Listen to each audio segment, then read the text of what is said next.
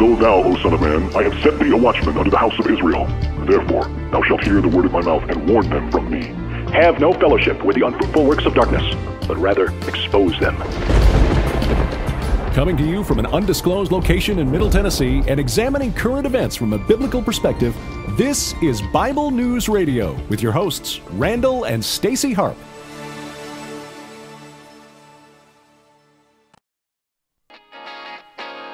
Hello, people.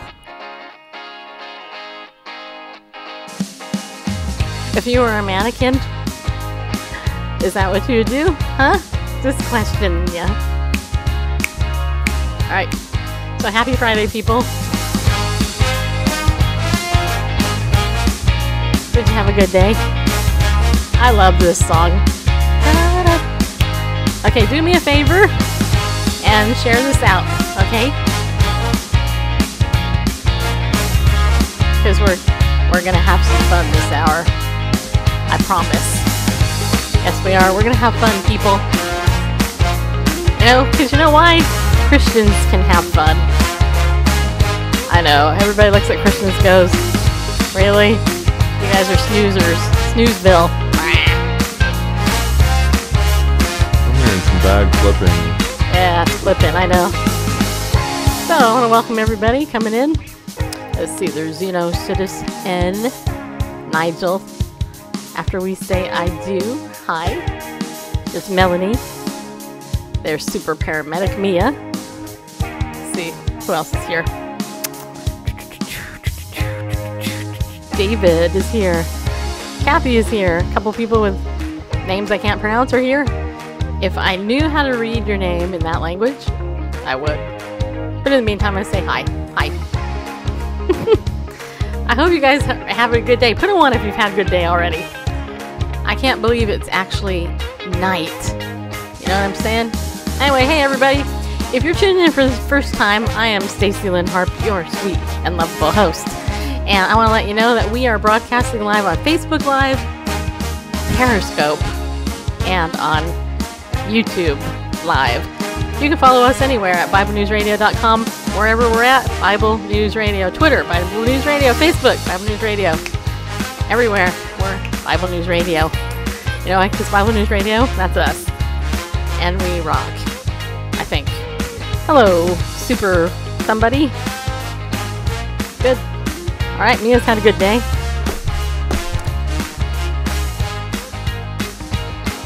And introducing my producer, Randle Panda Bareface. It's not his real name. That's what I call him here, because he's my husband. There he is, people. Randle Handlebear. Yeah, here I am. Hello, Prowler. Trying to get these Facebook comments working, so back to you. Well, there we go. The opening music is now over. How many of you guys like that? Isn't that fun music? That happens to be, what do you call that? What's that called? It's free music from Facebook, in case you didn't know that. You can actually go over to Facebook and on your page, go into their producer area, and you can download a ton of free music. I just found that piece. I just loved it. It's so fun. I love it. I think it's awesome. By the way, hey, I want to tell you, if you are not on our Bible News Radio email list yet, my question is why? Really? I mean, seriously, you should join it. It's free. And I put cool stuff in there like devotions. And I'm giving away an Amazon gift card a week. In fact, today, Melanie, our #1 super fan here on Periscope, won it. You know why? Because every single day she opened it, she wrote down the code as I put it in there. And she was the first person to redeem it. That's right. So she made some money today. Just simply by opening my email. Anyway, that's just part of the incentive to open it. But the main reason is because we update you on what's going on in the show. And we're also doing a whole bunch of other things. So check this out. So this week, I booked Dr. Alveda King to come on our show. She's really hard to get, by the way. I have been trying to get her for about a year. And we finally hooked up with her publicist, talked to her today. And I think she'll be on next week.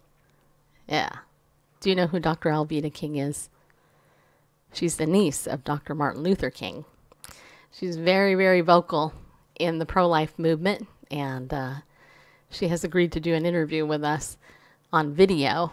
And it's going to be super cool, you guys, because Bible News Radio does live streaming and most Christian media doesn't. And so we are actually, what do you call, a forerunner, a visionary. We're, as my friend Vicky Fitch would say, we're outside the 5,000. We're not doing what other people do. So to get Dr. Alveda King on a live streaming show on video is revolutionary. That's right, people. Also, I also booked Roma Downey today. Yeah, Roma Downey, you know, the angel on Touched by an Angel. She played Monica. And her husband is Mark Burnett, you know, the guy that created Survivor. And did he create Shark Tank too? I can't remember. But anyway, some other bigwig shows. You know, Mark Burnett, Roma Downey, they're pretty big hitters in Hollywood.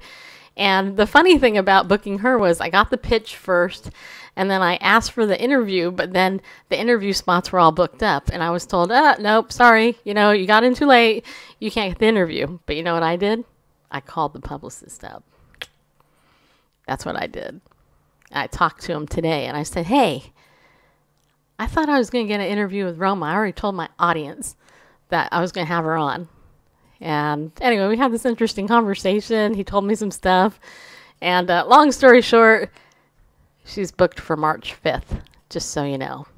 So Roma Downey will be our guest. Those of you who are pillars of the community, you'll actually get to sit in on that call with us when we do it on March 5th. And Dr. Alveda King will be coming up as well. And so this is going to be awesome. I also hooked up with some other high-profile people today. Have some really cool, exciting things that I think God is going to be doing here at Bible News Radio. So do me a favor and share this out. Become part of our team, whether you become a pillar of the community on our email list or just one of us in the audience where you share stuff out. That would be awesome. I see Jeff just came in. Hello, Jeff. And also Jordan. By the way, just so you know, my name is spelled without an E. All of you guys who always put an E in my name, right there. See, it's right under me. Stacy was no E, just so you know. There is no E in my name. Yeah, I have to admit, it does bug me when people spell my name wrong. Which, by the way, is a pitch idea. Here's the thing. If you're ever going to pitch somebody, make sure you spell their name right. Don't spell it wrong. Because if you spell it wrong, it actually shows that you're not paying attention. Just so you know. Like Jordan, if I spelled your name Jorden, wouldn't that irritate you? It would, wouldn't it? Just so you know. Okay. Anyway, not to bag on you, but there you go. You spelled it right. See? Because there it is right there on the screen. Anyway, so there's no E in my name anywhere. That's all right. I could actually add an E everywhere. But anyway, so I hope you guys have had a good day. My day has been wonderful. I have the most wonderful husband on the planet. He is feeling a lot better. And so what we're going to do here on this edition of Free for All Friday, we're going to ask some questions. We have this whole box full of random questions. But we're also going to talk about some news. And I think what we'll do is we will start with the lead story, which is what I sent, which is what the title of the show is, right, Bareface? Yep. All right. So the question is, why is Google, I'm trying to find the article here that I sent you yesterday. I've got it up. Which website is it on? Infowars. Infowars, okay. Why is Google banning Jesus, huh? That's my question here. Let's see, I gotta find it though still. Let's see here. Or if you can just send me the link. Back. Yeah. It's not on the front page anymore. Okay, well. Rip Van Winkle has joined. Oops, can't do that. You can't play. Can you play the video? I can do that. Okay.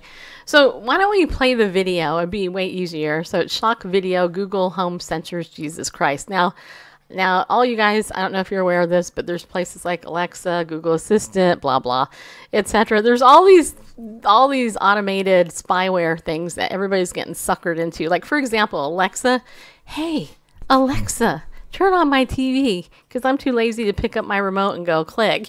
Or, hey, Alexa, turn on my coffee pot that's electric, because I programmed it, blah, blah, whatever. Or it's order me this, or get me order that. me this, do this. I'll give you $5 if you sign up for Alexa.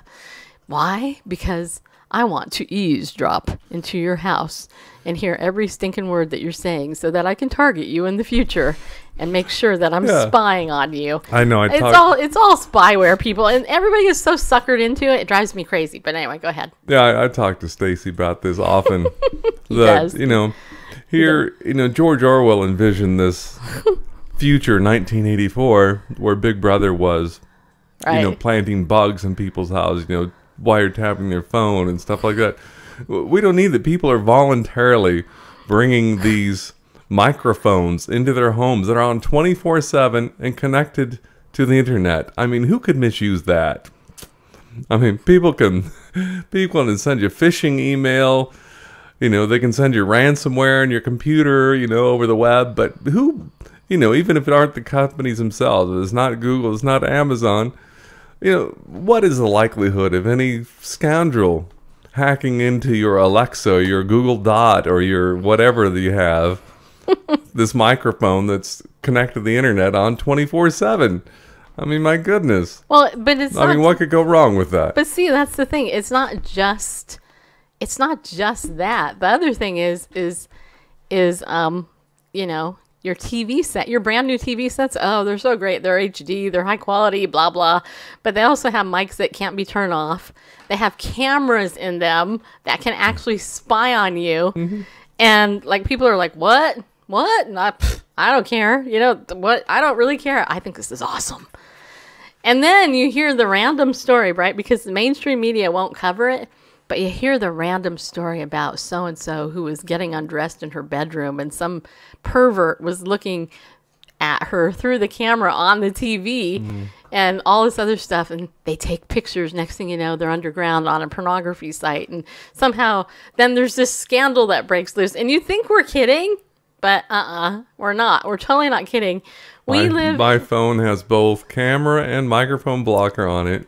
Much to Stacy's frustration. It irritates me because when I call him up, it takes forever for him to answer it. But because I have to unblock the microphone down to answer the phone. Yeah. And my laptop, of course, has a piece of tape over the camera. Over the camera. Yep. Mm-hmm. Well, and so it's true. We really do live in a surveillance society. Mm-hmm. I mean, think about, okay. I mean, you do whenever you leave your front door. I mean, if you go to even small towns, like we live in the intersections, have their cameras, stuff like that. I mean, you go to why? Do they really? I mean, really, do we really need all these cameras everywhere? But you go to a big city. I think London is the most video surveilled city in all the world. I mean, there's cameras on every light post and that kind of stuff. I mean, granted, you're out in the public, but you know, your private home ought to be private. You know, as much as possible, but people are purchasing the bugs, the microphones and the cameras to put in their home for anyone to listen in. And we're willingly being tracked with Fitbit. All of us who use a Fitbit, like me, I'm being tracked. Well, let's see, how much does she exercise this week? Is she still that fat? Okay. And in fridges, they have bugs in them and sensors and all this other stuff. If you guys have never seen the movie Shadow Government, Dr. Janet Greffrey, before he died, he actually helped produce this film. It's a DVD. You can probably watch it on Amazon, probably. But you can buy the DVD for sure. If you watch that DVD, it will literally freak you out if you care anything about privacy, because it really paints a picture of how government and big, you know, the shadow government, I should say, is really, you know, and spying on you and stuff. And we're so far beyond where that film I know that was a number of years ago. Yeah, Grant Jeffrey died a number of years ago. He died probably within 6 months of me trying to get an interview with him. I actually had his cell phone in my phone, and then he got sick and I never got an interview with him. But Dr. Catherine L. Albrecht is somebody I really should get on the show. Yeah, we need to have her back. I need to have her back because she is the author of Spy Chips. She was the one who discovered or figured out way back when your grocery cards, started giving you these reward cards and your points, that this was a way to begin to stalk you and to figure out who you are by giving you points, by rewarding you for stuff. Oh, we'll give you a couple coupons. But what they really have is a database on you. Attaching your purchase. I know, just... Completely. At the supermarket, you'll get the coupons that print out that mirror your buying habit. The things you buy, you get coupons for those things. Sometimes competitors, but often, I know a market that we frequent, we get for the very things we buy just to get you back in the store. But that's because they have that in the database. I made sure not to, when I got the rewards card, I didn't register it online or anything, didn't put anything with me associated in it. But of course, use a debit card. Now that's linked to your name. So, well, this is all a nefarious way to, have government watch over you and control you. I just buy random odd things to throw them off. Yeah, right, Melanie. Yeah. I sometimes will say, hey, to the person behind me, can I use your card? I'm sorry, I forgot mine. Can you scan yours? And then when they get busted by whoever, they're like, wait a minute. Why did you buy that? That's out of your normal. What is it? No, actually, seriously, you should rent the movie or buy it. It's called Shadow Government. How many of you in the chat room, if you're in the chat room, have actually seen it? Because if you've never seen it, which chat room? You really should. I'm watching on Facebook. I show that there's one person watching on Facebook. Yes, our audience is growing there. Woo-hoo. Oh, it didn't get fixed. What? It didn't? Okay, well, anybody, if you happen to see us, that's cool. But if you're in the chat room on Periscope, you can go ahead and also do that too. Yeah, so anyway, are you going to play the video for the Google thing?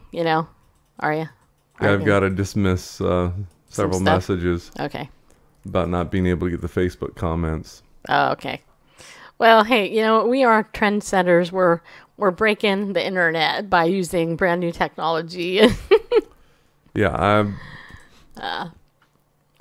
I got email about half hour before the show saying the comments are broke. Well, no, I've been having this conversation with them for about a week, and they said, "Well, here's a fix." And I said, "Well, you already sent me that fix for something else." And says, was talking to the colleagues and thought it was fixed, and that's when it was fixed in this one. And I just downloaded the fix, had me uninstall everything, reinstalled it, and now it's not fixed. So, it's all right. So if you happen to be watching on Facebook, feel free to leave a comment. Otherwise, I don't know if you're there. Okay, just so you know. Last night when we covered the topic of gay conversion therapy, we got some homosexuals making some really nasty comments, which I didn't delete, by the way, because unlike the leftists, I actually believe in free speech. Doesn't Rick broadcast on 3 platforms? I don't know. I have no idea. He doesn't do a show like we do, though. He does a different type of show than we do. Anyway, so speaking of Rick, actually Rick Costa, tomorrow, if you are available at 3 p.m. Central Time, Rick Costa is going to join us. Well, Rick is gonna interview me. Yeah, I'm gonna be the guest. Can you believe it? Yes, and all that. Okay, April is on Facebook, and you're in Knoxville, huh? Oh, cool. You remember me from Blab. Somebody remembers me from Blab. That's amazing, actually. Well, April, thank you for joining us on Facebook. Hope you enjoy the show. Okay, now we're getting ready to play a video, right, about Jesus being banned from Google. It's obviously a cell phone video, so... It is? Okay, well, that's all right. It's just going to be in the middle of the screen. Okay, we know that Jesus, he really did exist. Oh, he does? Okay, he does Periscope, Facebook. Okay, good. Ah, yes, but he doesn't interview A-list top guests like I do. Unless you want to count me as one of those people. No, it's okay. It's a cool thing. I'm glad that there are other Christian broadcasters doing the same type of stuff that we are. All right, I see there's 2 more people watching us on Facebook. Ah, okay. All right, anyway, go ahead, Randle. Play the video. Roll that bean footage or something like that. There we go. There we go. Watch. Not hearing anything. I'm not seeing anything. All right, now I am. God is the all-powerful and all-knowing creator. Okay. Now let's switch back to us. Okay. Here we are. All right. I want to refresh this. We're going to refresh. Yeah, I had even had all the channels opened up. I realized the video itself was muted, so. All right. All right. Okay, go ahead. Well. Randle Panda Bear, take 2. Randle Panda Bear, awesome producer, handsome husband. All right, here we go. Yep. Okay.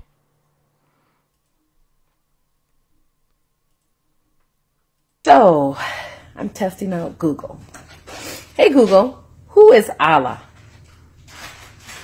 According to Wikipedia, in Islamic theology, God is the all-powerful and all-knowing creator, sustainer, ordainer, and judge of everything in existence. Hey Google, who is Buddha? According to Wikipedia, Gautama Buddha, also known as Siddhartha Gautama, Shakyamuni Buddha, or simply the Buddha, after the title of Buddha, was an ascetic and sage on whose teachings Buddhism was founded. Okay. Hey Google, who is Jesus Christ? Sorry, I don't know how to help with that yet. Okay. Hey Google, who is Jesus? Sorry, I'm not sure how to help. Alrighty, well, let's try this. Hey Google, who is New Age? According to Wikipedia, New Age is a term applied to a range of spiritual or religious beliefs and practices that developed in Western nations during the 1970s. Okay, well, let's try it. Alright, what about this one? Hey Google, who is Brahmin? On the website bbc.co.uk, they say, Hindus believe that there is one true God, the Supreme Spirit, called Brahman. Brahman has many forms, pervades the whole universe, and is symbolized by the sacred syllable Om. Most Hindus believe that Brahman is present in every person as the eternal spirit or soul, called the Atman. Let me try this again. Hey Google, who is Jesus Christ? My apologies. I don't understand. Hey Google, who is Jesus? Sorry, I don't know how to help with that yet. We probably need to call the programmers. Okay, that was interesting. What are your thoughts? See, isn't that cool? Now, just for fun, I went over to Wikipedia to see if there was an entry for Jesus on Wikipedia, and there is. Can you believe it? Oh my gosh, it says here Jesus from Wikipedia, the free encyclopedia. All right, so this is what it says. It says this article is about Jesus of Nazareth. For other uses, see Jesus disambiguation. Christ redirects here. For the Christian theological concept of the Messiah, see Christ title. For other uses, see Christ disambiguation. Jesus of Nazareth redirects here. For other uses, see Jesus of Nazareth disambiguation. And then it says here, Jesus 4 BC, they got that right, actually, to C 33/33 AD, also referred to as Jesus of Nazareth and Jesus Christ, was a Jewish preacher and religious leader. He is the central figure of Christianity. Most Christians believe him to be the incarnation of God the Son and the awaited Messiah, Christ, prophesied in the Old Testament. There you go. So Wikipedia actually knows who Jesus is, but why did Google say, we don't know. We have no idea. I can speculate wildly like they did on Parks and Recreation. This is what I say. Don't you love that? How much Parks and Recreation? That's wild. Let's wildly speculate. And because we have lack of any true information, let us speculate wildly. Well, I think because the people behind Google, their main goal at Google is literally to have the mind of God. And if their whole goal at Google is to have the mind of God, they don't want anything to do with the real God because they're trying to be God themselves. That's my wild speculation. That is a wild speculation. But it is not a little curious that Google had no problem retrieving other entries from Wikipedia, according to Wikipedia, or even BBC.com, but weird, just can't find any information on Jesus Christ or Jesus. And they didn't even go to ChristianityToday.com or CBNNews.com. or BibleGateway.com or BibleCC.com or BlueLetterBible.com, any place that might have any info on Jesus. That's okay, because there are better sources. Yeah. There What? are like his own words. We can read those in the Gospels, Matthew, Mark, Luke, and John, and even in the book of Acts, you'll find those red letters, the words of Jesus. And so what's your why do you think that Google's decided not to let people know who Jesus is? You want me to wildly speculate? Yeah, of course. That's what we're all about here on Bible News Radio. Forget the facts. Let's speculate. I mean, it Go ahead. It seems intentional, because obviously the wherewithal is there to retrieve text, or other, or even metadata from Wikipedia, which you just clearly demonstrated. There's information there that could have been retrieved. So obviously it's an intentional omission. And so I would wildly speculate that the intentional omission is just, kind of out of sight, out of mind, and then out of mind, erase, just kind of erase the knowledge of him. Not, just, hopefully in this, now that we have a native, digital natives, for future generations, instead of going to the library like we did to look things up, they're not even going to Google anymore to get their information on the web. They're not typing, they're just speaking to these cylinders in their house. Hey Google, for their essays and school papers and stuff like that. So if we get a young generation, one that legally can't get help for unwanted same-sex attraction, that's being indoctrinated in all sorts of things, they can also be unindoctrinated in Christianity. I mean, just, instead of a campaign against, an antichrist campaign, just don't mention him and just keep knowledge, non-existence. That's my wild speculation. Hey, Nacha. That, somewhere back there is a desire to raise a generation that's Christ ignorant. Are you guys still there on Periscope? Because I don't see any hearts at all. Just want to make sure you're living. Put a heart if you're still listening. Are you still listening? One heart. There we go. All right. Okay, good. You're alive. The heart Just is want to make beating. sure, because we never know. It's like oxygen to the soul. I know you're so captivated by everything that we're saying. Hearts are like getting oxygen. Oh, you were testing Siri? Okay, so when you tested Siri, did it work? Did it tell you who Jesus is? And vintage traveler. Ooh, I like that. Hello, I'm a vintage traveler. I travel vintagely. I'm just kidding about that. Of course, I think about the video that someone posted about Alexa. What about it? Years ago. But see, here's the thing. How did we get through life prior to this? I mean, seriously. I was just telling someone yesterday. Okay, so Siri brought up the Wiki Jesus. Okay, good.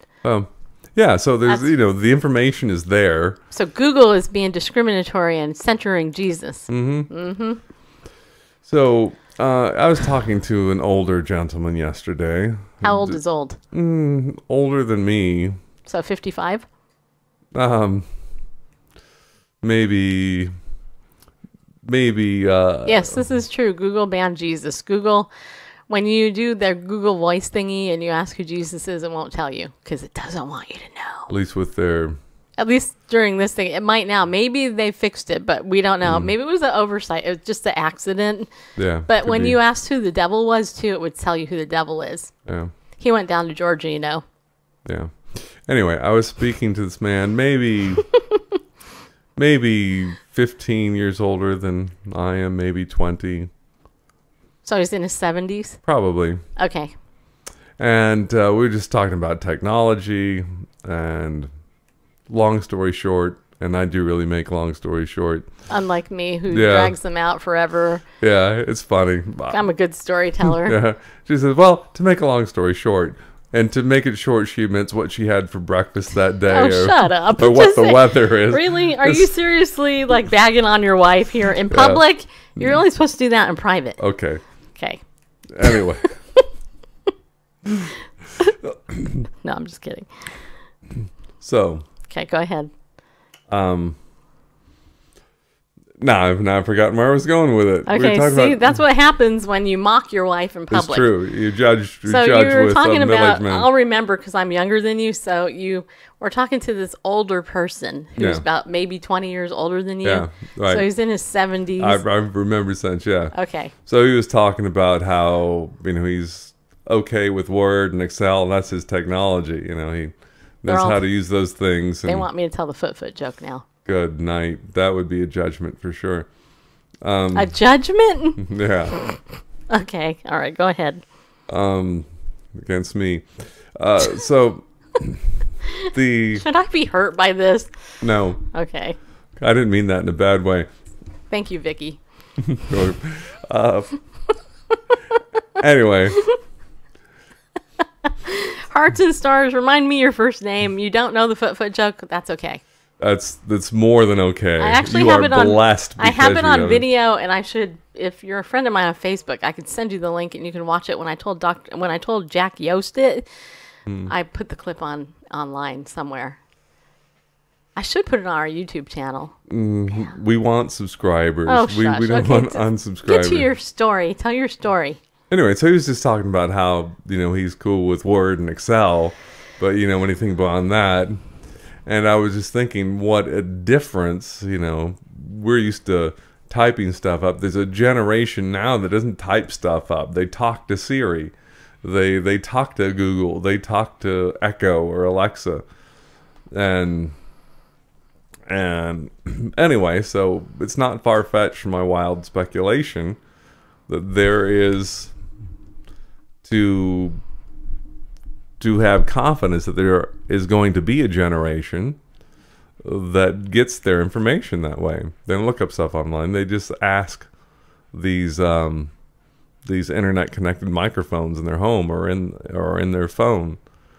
I watched a video the other day. It was sort of a it was a parody kind of thing. Not really a parody, but it was a comedy sort of thing, where this older gentleman, again in his 70s, is interviewing this young woman for a job. Asks if she's familiar with technology. Talks about, oh yeah, I know Snapchat and Instagram and whatever. And then he asks something, and she says, well, I know how to use Siri. And she asks Siri for something.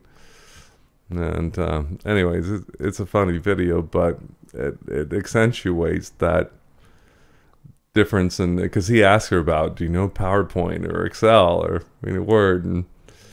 And I mean, that used to be technology. And so we're at that place where... Did Jeff send you the same video he sent me this morning? I don't think so. I don't remember getting the video. Jeff, your friend from many years ago. Okay. So a listener, Jeff, and his wife Jacqueline are good friends of ours, and he sent me this video this morning. Hey, Liz, and everybody else that just came in that I don't see. So Jeff sent me this video. It was on YouTube, and it was titled basically, well, the idea was 20 years ago, if somebody knocked at your door, you would welcome them into your house. You'd be like, oh my gosh. You would run to the door, open it, invite them in for a piece of cake, and have your Sanka coffee sitting there ready to serve, because that's what it was all about. It was about community. But today, if somebody rings your doorbell, what do? You run and hide. You look through your peephole. You're like, make sure that it's really them by texting them on the phone to make sure, And it's so funny because really society has changed so much. Unless you have moved from a big city like California to a little dinky city like Spring Hill, where I live. I was talking to a lady today who does publicity, actually. I was on the phone a lot today with lots of different people. But one person in particular I was talking to said, yeah, I moved here from California. I said, I did too. And she moved here from Northern California. I moved here from Southern California. One of the biggest differences between cities, like really big cities, and little dinky cities is the fight over Walmart, number one, and banks, okay? Right? Vintage Traveler. Like, okay, how many of you, just in Periscope, and if you're in Facebook, you can answer this too if you're still watching. How many of you, when you go through a drive-through at a bank, they actually have the system where it has the tube, the vacuum tube. You open it up, you have to put your credit card in, your pen, your check, whatever it is, and you shut it and you hit the button, it goes and then that thing goes inside the building. How many of you actually have that in your bank today? Because in Southern California in the 1990s, those things left. I mean, they left. So your bank does, Melanie, and you're in a little, you're kind of out of a place in Pennsylvania, right? So, and Nicholas does, your bank has been online only for 10 years, no physical bank. Yeah. So it's hilarious to me because when I moved here to the little town I live in, I was like, oh my gosh, we've gone back in time here. First of all, there wasn't even a Walmart where we lived. And then when Walmart came in, everybody got mad because it was like, oh my gosh, Walmart's coming to, destroy America. You're in the Midwest? Okay. Well, we're in Spring Hill, Tennessee, which is about half hour outside of Nashville. And moving here from Orange County, California, was massive culture shock because California pretty much has everything. And California, the banks, you can take your cell phone, you can take your check, you can take a picture with your cell phone, scan it, boom, right into the mobile app, and you've deposited your check. You don't even have to go anywhere. In Spring Hill, Tennessee, you have to either go inside the bank and deposit it, or you do this other stuff. As far as I know, there are no Searses over here, to answer your question. And Brandon, with a lot of spaces, is after. He's here. Brandon has showed up. Hello, Brandon. Glad you're here. Anyway, so it's so funny because it's like, if you liked the olden days, then, now imagine with me for a moment, pretend that I've just pressed a button that gave you that music dream state stuff and there's clouds over my head with the imagination. Just, you can do that.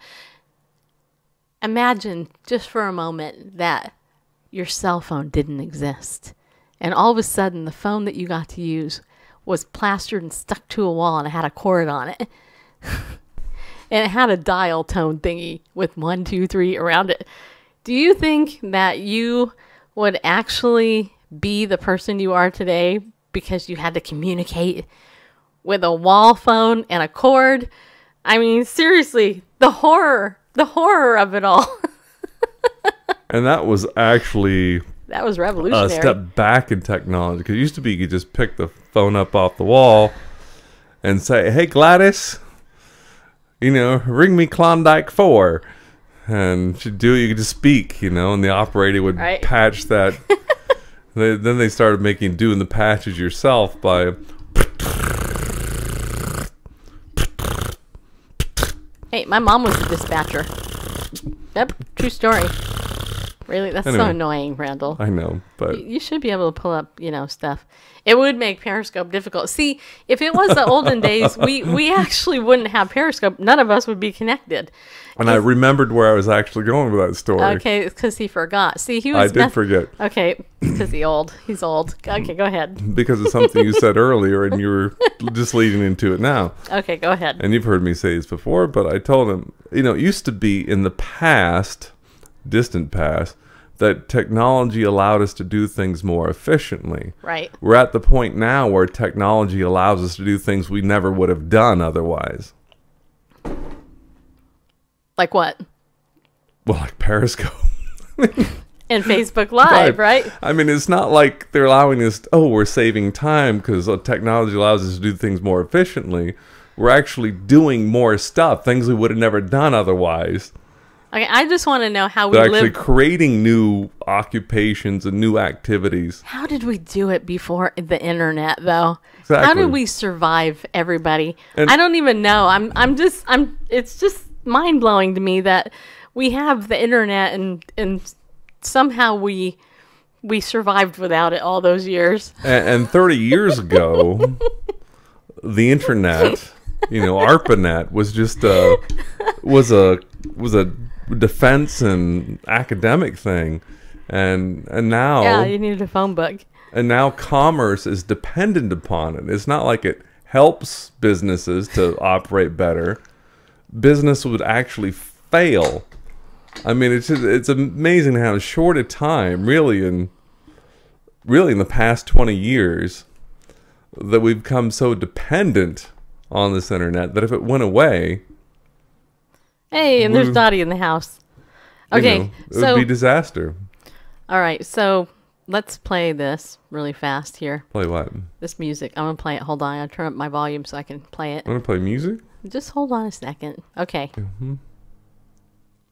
Is it playing? Oh, it's the wrong one. Okay, you hear this? Okay, so now it's the time of the show where we play this music again because it's fun. Okay, and this is your stretch break, people. Because you're sitting on your phone, you should do your phone aerobics. Okay, here we go. How many of you want to go play pickleball with me tomorrow? Okay. Okay, actually, I feel better now.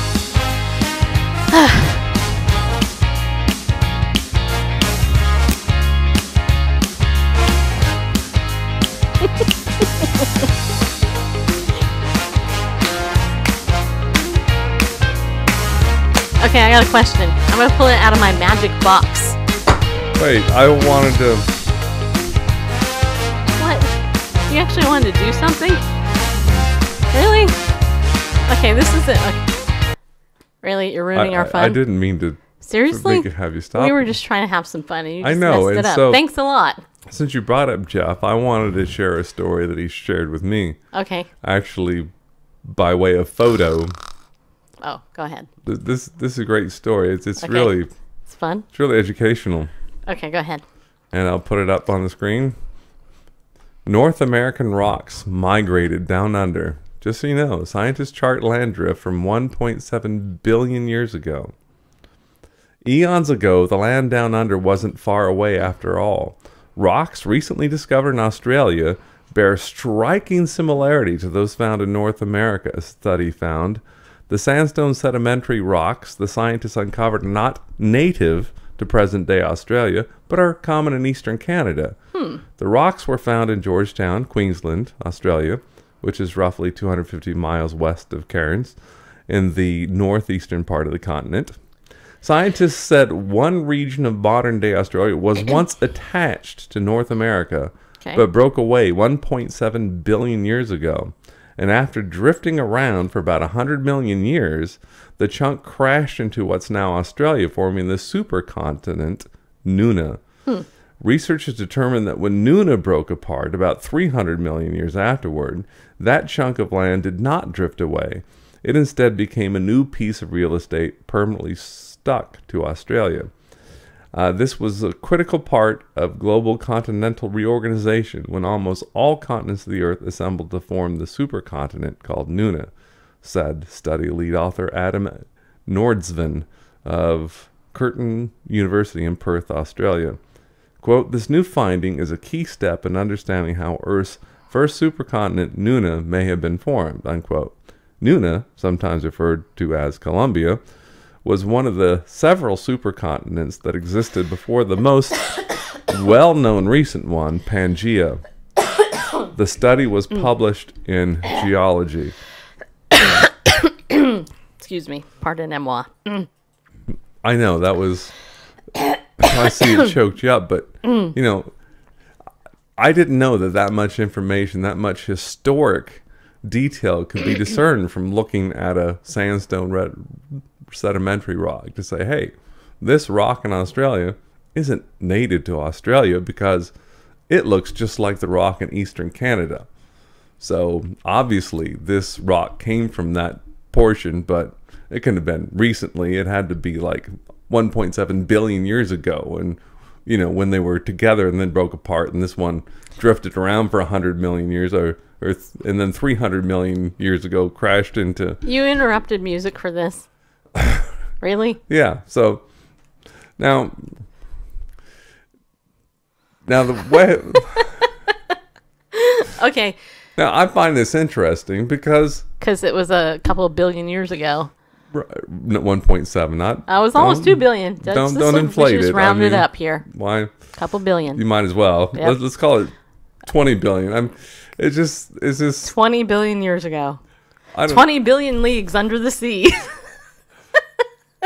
Sorry, that was bad. No, it's just kind of funny. I mean, I'm not a geologist, nor do I play one on TV or even on Periscope or YouTube or anything like that. I don't play a geologist on live stream media, but I don't either. That's good. But it cracks me up if they wanted to say, well, it could be or possibly.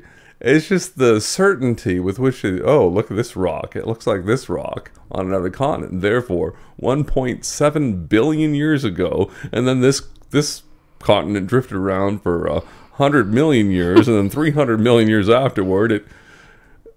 You can tell this from a rock. Millions of rocks looking at different strata, and you can confidently talk about what happened 1.7 billion years ago and what happened for 300 million years and 100. Maybe I don't understand geology. I think I do. I mean, I'm not a geologist by trade or play one on live stream media, but I don't know, just the talk about assumptions, but just have that kind of confidence and throw those numbers around, and where I don't think there's where we read about the lost city of Atlantis in ancient Greek literature, this idea of Nuna and Pangea and stuff like that. Somebody in the chat room just said that they like talking about Pangea, or they like reading about it.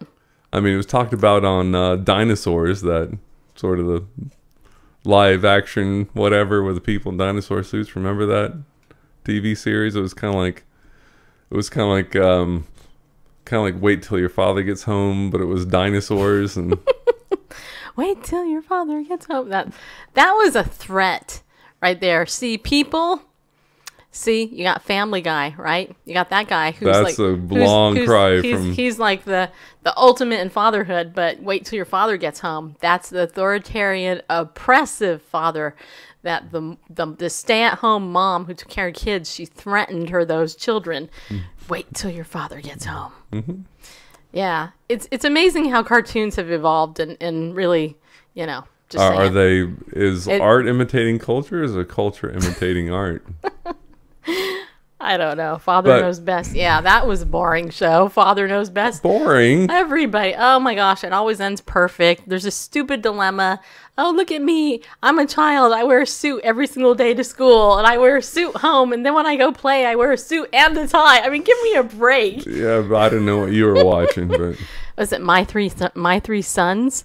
Family Affair. McMurray, those are all the stupid shows that we grew up with compared to the great shows of today, like Lost, where they give you a smoke monster and then they tell you you're in some alternate reality, and then they end the season. They say everybody's dead, and they've been dead the whole time. Yeah, they end the season. They're like.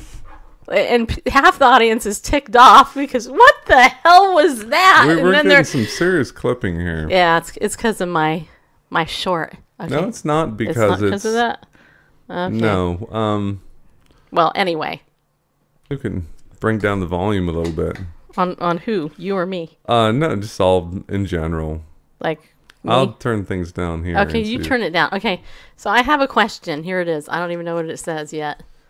When are we going to acknowledge a sponsor? Well, I was going to do that, but then you decided to bring up this story about billions of years ago. About migrating rocks? And rock. I wonder if the rocks immigrated legally into Australia. They're Canadian rocks that went to Australia. So this couldn't be evidence of a worldwide flood where it broke up land and some of the rocks from Canada ended up in Australia. It couldn't have anything to do with that? No, some sort of cataclysm. No, this was something that happened over hundreds of millions of years. Yeah. That's the only thing could rightfully explain that. Is supercontinents breaking apart and drifting and forming.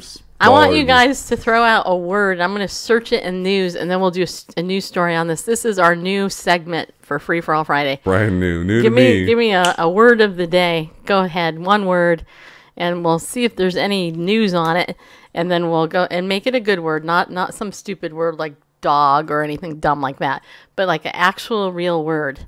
You know, I mean, dog is a real word, but you know what I mean. Okay, so go ahead, and the first story that comes up with the word. Are you looking at both Periscope and Panspermia and banana? Okay. All right. So Panspermia. All right, we'll do that one, and then let's see here, and then we'll do news.google banana and see what comes up. Okay. All right, so here is the first story that comes up on Panspermia. It's how does life start? Meteorites have brought ingredients of DNA to Earth. And it's on Newsweek, which is a valid source of liberal information. Let's see. Okay, so Megan Bartels wrote, this was published 2 days ago, so this is breaking news almost. All right, so it says here, it's not easy to catch a shooting star. So scientists try to make the most out of every meteorite they can find. I thought the music was kind of dramatic. Well, it's for something else, though. Oh. Peering inside to try to learn its secrets. For some scientists, the ultimate secret would be signs of alien life tucked away inside the lump of rock, and they're better able to look for those signs than ever before.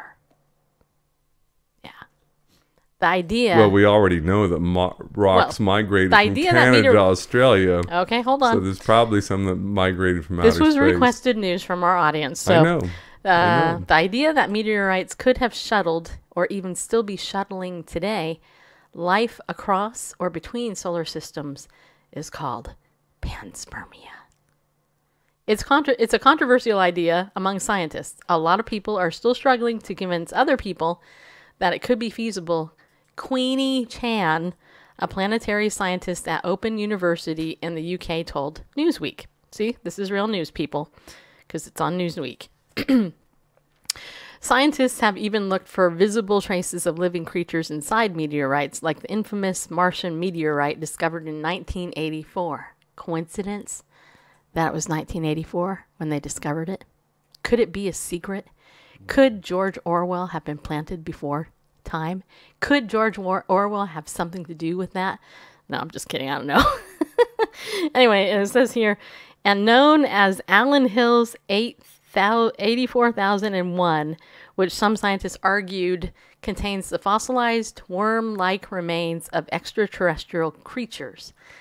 But later research showed that the magnetite,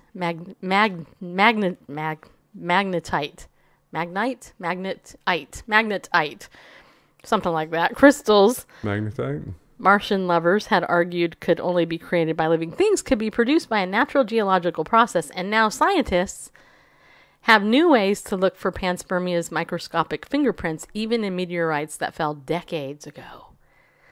Decades. Yeah. Decades, people. Not billions of years ago, but mere decades. All this time, we were just waiting for the technology to be available for this organic analysis, Chan said. For example, she recently used her background in organic chemistry to analyze with colleagues little pockets of liquid found locked into salt crystals buried deep inside two meteorites called Zag and Mohans that fell to Earth in 1998. That research found a trio of particularly intriguing types of compounds: water, that is curious, amino acids, and large clumps of carbon, oxygen, and nitrogen. Wow. They're bringing little bags of organic ingredients onto the Earth's surface, she added, where they can undergo a range of chemical reactions that theoretically lead to living things. Of course, in order to do that, they have to survive the journey to Earth, which is never a smooth ride. I don't know how long this article is. It's almost over. Okay, hold on. Hey, Bonnie. There's Bonnie Frank in the house. Nice to see you. Okay, then it says this. There's the physical shock created by slamming into Earth's atmosphere, plus the huge amount of radiation and heat that comes with the journey. But Chan says that if a meteorite is large enough, there's plenty of rock to shield life or its ingredients from those deadly conditions. The outside of meteorites can reach temperatures as high as 1,800 degrees Fahrenheit. That's how you recognize meteorites, it turns out. You look for a round, dark rock. When opened, reveals that the only outermost fraction of an inch is actually black. That's what scientists called fusion crust. It's basically molten rock on the outside that got cooled really quickly. The crust is a dead zone, completely sterilized by the scalding temperatures. But with a little luck, there's plenty of space inside buffered from those extreme conditions. It's like a little cradle inside the rock. Chan said a cradle that, as she found from her analysis of salt crystals buried within a meteorite, can protect compounds that make life happen. Isn't this captivating? It is. The fiery entry isn't the only time life within a meteorite could be vulnerable to toasty temperatures, she added. Modern technology can show whether the stuff inside a meteorite was heated as it formed thanks to small structural differences in compounds. High temperatures usually kill life, just so you know. 1,800 degrees usually kills people and stuff, but in this case, it's a miracle. Pretty much every living thing. So scientists here, like Chan, hope for samples without this heat signature. And as to what types of molecules they want to find, Chan says the gold standard would be amino acids, the building blocks of proteins, specifically amino acids that are all the left-handed flavor, which matches where life on Earth uses. Her work has found amino acids, but not displaying the characteristic as well as the letters that make up DNA in large molecular clumps of carbon and hydrogen, right? For now, Chan and her colleagues are still watching and waiting, using whatever tools they can to study meteorites. If somebody finds life, that would be, as Mia says about Culver's custard, phenomenal. All right, so that's the story about Panspermia. Bet you didn't think you were going to hear that tonight on Bible News Radio, did you? No, I didn't. And now let's talk about bananas, because our other, like Liz wanted to learn about bananas, so the first, there's two stories. The first one is, I've seen the blockchain's future. It's banana shaped. And then the second one, I think we'll go with that one. Incredible banana with edible peel is now available in Japan. Yeah. All right. So how many of you would actually eat the banana peel if you could? I don't suppose it's a product of genetic modified. I don't know, but isn't this cool that now they've made a banana where you can eat the peel? Listen to this, the brainchild of food scientists. Yeah, a food scientist. That's where the best food always comes from. The best thing that you can put in your body comes from food scientists. I mean, duh. Okay, so Bonnie said it would save time. Some other people say maybe. Some are saying, Liz says, nope, I wouldn't. Okay, so it says here, the brainchild of food scientists at a farm in western Japan, the Eat It All Mange, it's manji, but it's pronounced mange, banana, derives from a frigid growing environment. Typically, bananas only grow in tropical climates, but D and T, I wonder what that stands for. Death and treachery. No, D&T Farms uses a method called freeze-thaw awakening. So mange banana trees grow at negative 76 degrees Fahrenheit. Then they're thawed and replanted. As a result, fruit grows rapidly and they're left with a lettuce-like skin. Ew! Ew! Yuck. In November, bananas were successfully produced using this technique for the first time. The designer banana, RocketNews24.com reports, is, quote, sweeter than regular bananas with 24.8 grams of sugar as opposed to the average 18.3 grams. They're also more expensive. The new bananas cost $5.75 a piece As such, they live up to their name. Monge is a local slang for the word incredible. And the incredible edible over high priced banana that you can eat the peel. I wonder how a monkey would peel it. Would he still peel it? See, here's a fun fact. You know the banana, we always take the top and go break it, and then we mush up the top of the banana. Actually, chimpanzees and monkeys, they squeeze the bottom part of the banana and they peel it down that way, and they're smart. They hold the part that has the edge and they eat it from the bottom up. Just saying. That's the best way to eat a banana. Yeah. Okay, well, you guys asked for the news. We gave it to you, just so you know. Panspermia, bananas, the banana handle. Fun fact, Iceland is the furthest north bananas are produced. Really?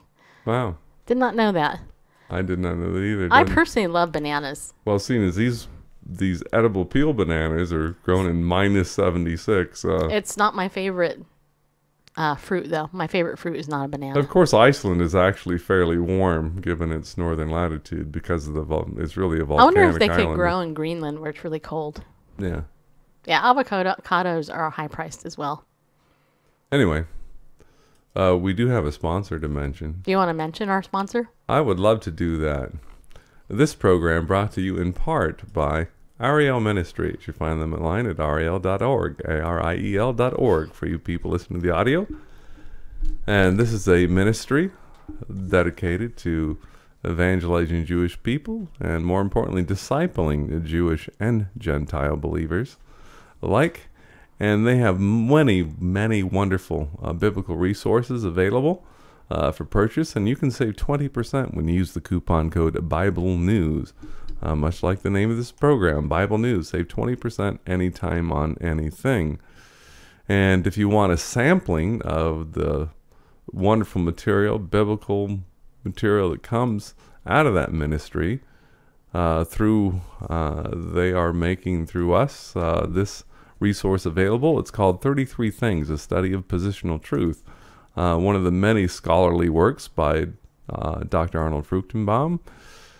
And this is a study of 33 things that are true of someone positionally when they accept Yeshua as Messiah, when they become a Christian. And you can get that for free. It's a pinned tweet on the Bible News Radio Twitter account. Or if you prefer to go direct, you can use the URL that's on the screen, which is bit.ly/Ariel33. Ariel in all uppercase letters. So bit.ly/Ariel33, and you can get this free resource, their gift to you.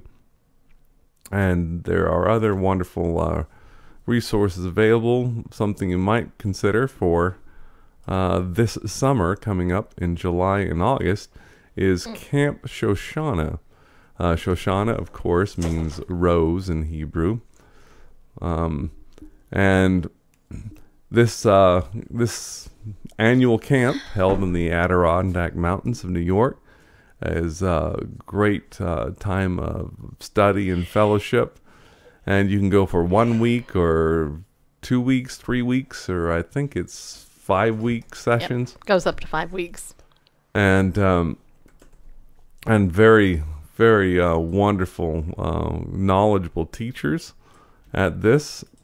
For example, Dr. Arnold Fruchtenbaum, Muddle Ballaston, Roger Levy, and Richard Hill, all great, knowledgeable people teaching about the Scriptures and Yeshua from a Messianic Jewish perspective, i.e. a biblical one.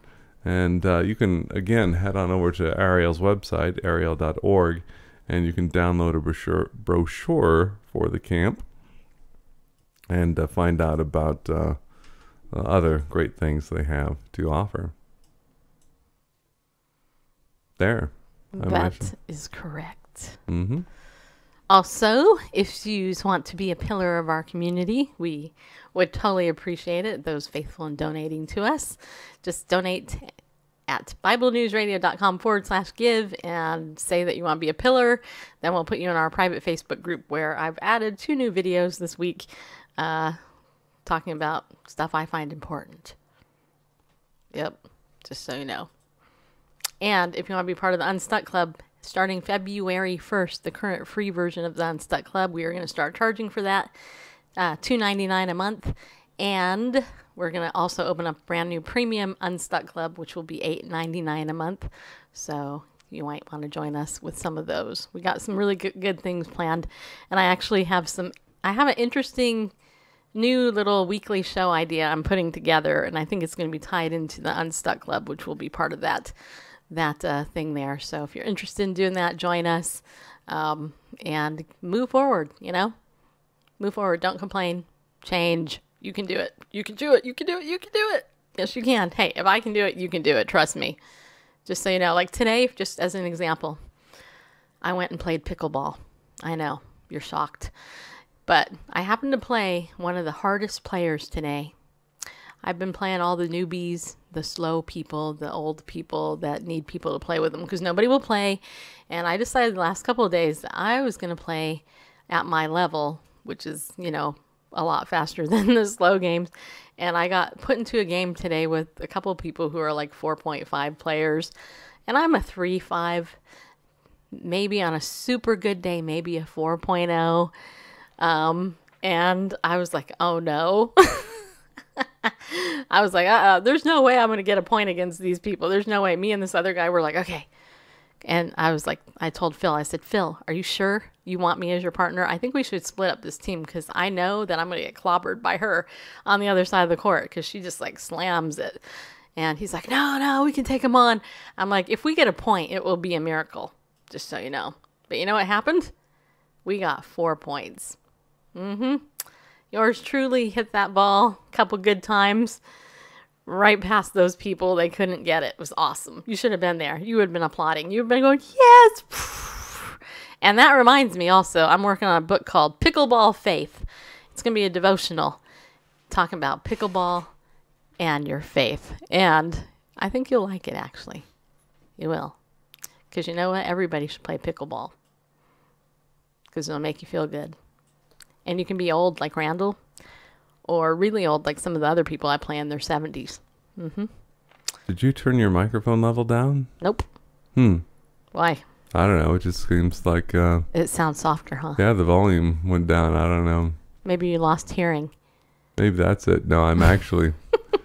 I'm actually watching the meters, the audio meters. And you did? Okay. All right, so should we end the show by doing one of the questions of the day? All right, I'm going to pull a question from this game, which I forgot. What's the name of this game? It's called Table Topics, Dinner Party Stuff. Okay. All right, so here is a random question. I don't know what it is in advance. We're all going to answer it before we leave, okay? Let's see. I'm going to pull out a card. We'll see what the tabletop question of the day is, people. Here's a good question. Which charities deserve the most funding right now? That is the question, people. Which charities deserve the most funding right now? That's a good question. You got to answer this. Do you think there's a charity that deserves funding right now? The most funding right now? That's kind of intense, isn't it? It's not a light-hearted question. This is kind of an intense question. To me, the answer is obvious. Okay, what is it? And that is those charities that meet both physical and spiritual needs. Okay. Pro-life is what Melanie says. All right. Like crisis pregnancy centers, that type of thing? Yeah, because you simply say be warmed and be filled, but do nothing, for the body. All right. Jennifer says charities involving children. And by the way, hi, Jennifer. Nice to see you. Anti-human trafficking. Liz says anti-human trafficking. Certainly. Definitely. There are a lot of unsung heroes. One of the charities that I love is the Love Ladies Center. They help women and children in crisis. They're the largest whole way house. That's what they call in America, servicing over 400 women and children a year. They get them into their program. It's all privately funded. Privately funded. There's no government money taken, and they do awesome stuff. All right, well, that was easy. So let's do one more for fun. Okay, I'm going to pull out another card. Maybe it'll be more fun. Here's one. What music have you recently discovered? Well, for me, this is easy. For me, Nicole Nordman, it has become one of my favorite artists ever because she rocks. Nicole Nordman, her brand new CD, it was released, I think it was released about 6 or 7 months ago, and she has such good stuff. In fact, hold on, I'll tell you what it is. It's called Every Mile Mattered.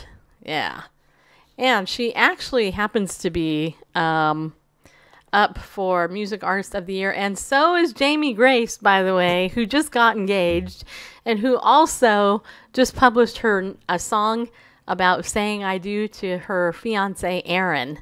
Aaron Collins is her fiance and her future husband, and I think it's so cool. But yeah, if you go to NicoleNordman.com, you can learn about her brand new album called Every Mile Matters. It's really good. It's super good. So that's for me. That's the music I've discovered recently that I really like. Anybody else? You guys got some good music you discovered?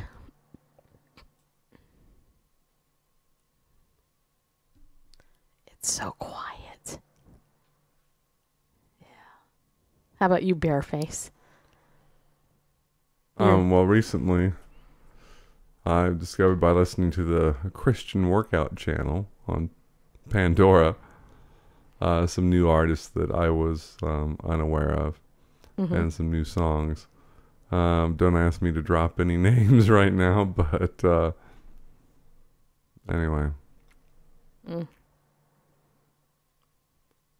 Stuff that has been encouraging. It's cool to be exercising, which is enjoyable usually, but just to hear not just it's more fun with music, but then to not only have music but these encouraging positive messages, especially those that glorify the Lord.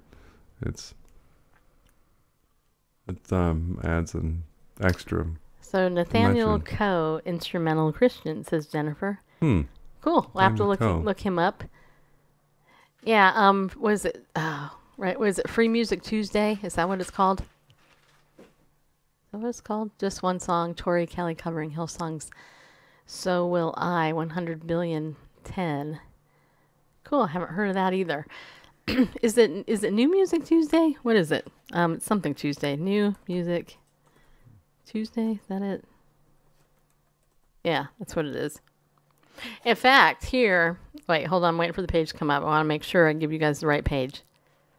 And it is loading. And it's continuing to load. And it flipped and the page didn't go anywhere.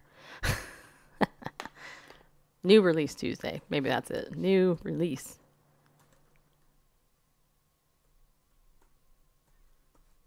This is important. Oh, time's not 10. The lyrics are amazing. Yeah, okay, here it is. If you go to newreleasetoday.com, newreleasetoday.com, if you go there, this is a Christian website which has all these brand new releases from Christian music. They offer a Friday free song on there. There's voting for the 6th annual We Love Christian Music Awards. And actually, if you go there and you click that button, the We Love Christian Music Awards, you can go and vote for Jamie Grace or whoever your favorite artist is in the category. You don't have to fill out any form or anything. You just go click, click, click who it is and then hit enter. And it is. So it's super cool. And if you want to stay on top of Christian music, this is the website to do it at, because this is where it's called New Release Today. It used to be called New Release Tuesday, but newreleasetoday.com. So there you go, right there. Have you been there in a while? Me? Yes, you. Not in a very long time. Okay. years, I think. All right. Okay. All right. Well, tomorrow, again, 3 p.m. Central Time, Rick Costa is interviewing me, yours truly, on Jesus Did It TV. I will be posting the information on my Facebook page and my Twitter page. So you guys can come and watch, or in my email. I will send out an email tomorrow with a direct link to it as soon as I get it. And so make sure you join our email list, BibleNewsRadio.com. And yeah, it's new, it's new, N-E-W, new release today. Just nix the S in there and you'll get it. Newreleasetoday.com. Anyway, so that's going to be at 3 p.m. Central. Also, Larissa, Grateful Chick, is going to be in the Tennessee area, and we're hoping to connect with her. We're hoping. I don't know if we're going to be able to. She mentioned she wanted to meet up. So if we do, we'll Periscope it, which will be totally fun for all of us who follow Grateful Chick and her stuff. Newreleasetoday.com. Yes, that's it right there. Newreleasetoday.com. Go there. You can learn about a whole bunch of new stuff. And I think I'm trying to see if they have social media. Yeah, they do. Here, I will share the love right now on my Twitter account. In fact, it is the Christian Music Awards 6th annual thing. You can go and you can vote for your people. People like Jamie Grace. Vote for her. That's who I voted for. And Nicole Nordman. I also voted for her. Anyway, so 3 p.m. Central, Rick will be interviewing me, and then trying to think if there's anything else. Is there anything else I'm forgetting? I can't think, no. Okay. I just got really tired all of a sudden. Ugh, sorry. Oh, join our email list. That's what I was trying to say. If you haven't joined our email list, do it. Follow us on YouTube, and keep up with the show. Thanks, and really appreciate you and Randle. Well, thank you. Well, we really appreciate you too, and we do more than we do everything we can to serve you in the community, just keep in mind during your prayer time that we could use your prayer. Especially for finances, that's our biggest need, and just keep in mind everything that we do. It's just me and him doing it. I do the majority of Bible News Radio stuff. Randle's doing a lot of other stuff to keep food on the table. So if you really like what we do, donate to us a little bit. That would really help us out a lot, actually. And pray that as God leads me and gives me direction for other things that we're doing, that the provision will be there as well, because I have a vision for Bible News Radio, and I am rocking it and stepping out in faith big time. And it's not a mistake. I will just say this: it is not a mistake that God has given me favor in this industry at all. It's just not. It's not a mistake that way back in 2006, 2005, when I asked Amy Grant to come on my show and nobody was listening to it, she came on. It's not a mistake that I've been able to connect with people in politics like Dr. Ben Carson, Governor John Kasich, and others in politics. It's not a mistake that I was put on Oprah's media list and, I can get people like Roma Downey on the show. It's not a mistake. None of that is a mistake. But as you know, if you really know me and Randle at all, if you know us at all, you know that none of that stuff frankly matters to me. What matters the most to me is sharing the gospel every single day. Once in a while, you got to do a show that's just fun. It can't be so serious about everything, but we are actually people who care about the gospel. And we've seen people come to the Lord as a result of the show. We've seen people mature in their faith as a result of the show. We've seen people make disciples themselves as a result of the show and the work that God allows us to do, So those of you who have supported us and appreciate what we do, I want to say thank you again from the bottom of my heart, because you have no idea. Most people have no idea. And sometimes I go, Lord, really? My reward in heaven is great, because reward isn't necessarily monetary, but it is interesting. And, I was talking to somebody today, and I asked her, because I talked to a lot of people today, actually, and I said, why did you start doing what you're doing? And she said to me, I really like people and I want to point them to the Lord. That's basically my goal. But money is always an issue. And I've talked to a lot of people who do this type of stuff, who are doing it on a shoestring budget. And the irony of it all, and I was just thinking about this right before the show, the irony of it all is that people who come to the show and they make insulting comments like, all you Christians are all about money, that's all you give a rip about. They can go to the same people like Derek Halpern or some of the other big media people out there who've made millions of dollars and chuck and give them thousands of dollars and not think a word of it because they don't mention any faith.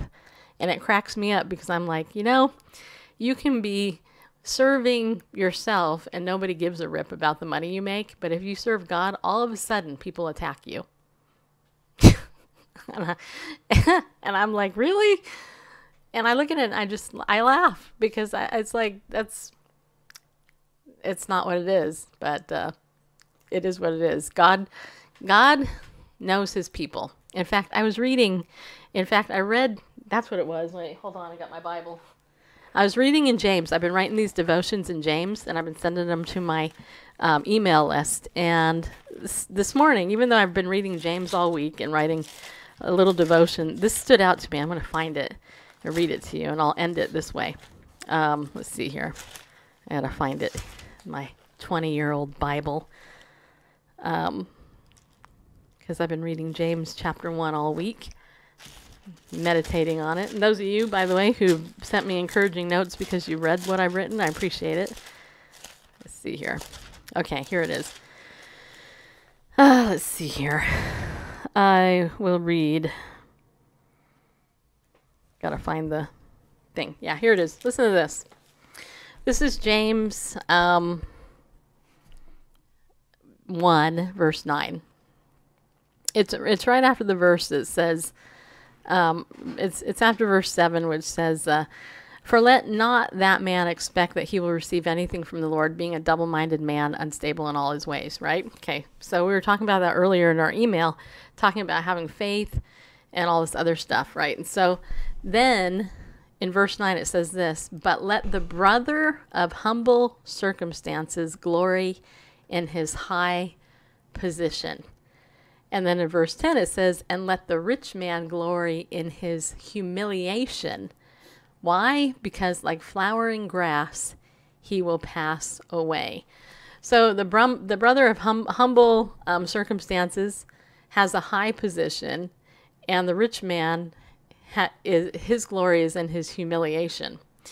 I thought about that, and I thought about me and Randle, and I thought, look, we're not kings or queens or whatever. We have a nice house only because we lived in California. We're able to buy our house here in Tennessee.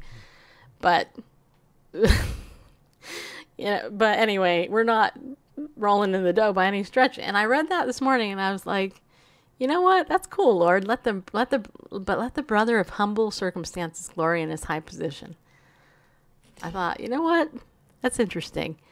Every persecuted Christian I've ever met, and I've met quite a few, has a high position in the Lord. They have more prestige in God's kingdom.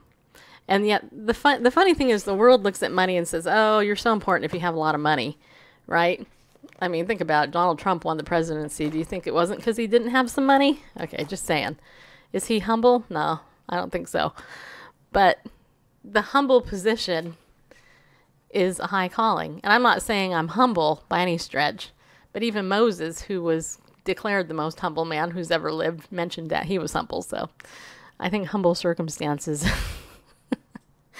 I have on my feet right now. Wait, I'll show you. Okay, it says this. Wait, hold on. Okay, this is what I have on my feet right now. You know where I got this? At Walmart for $5. These are my slippers. That's my humble circumstance right there. So anyway, I hope you guys have a good weekend. Randle, do you want to say anything before we hang up?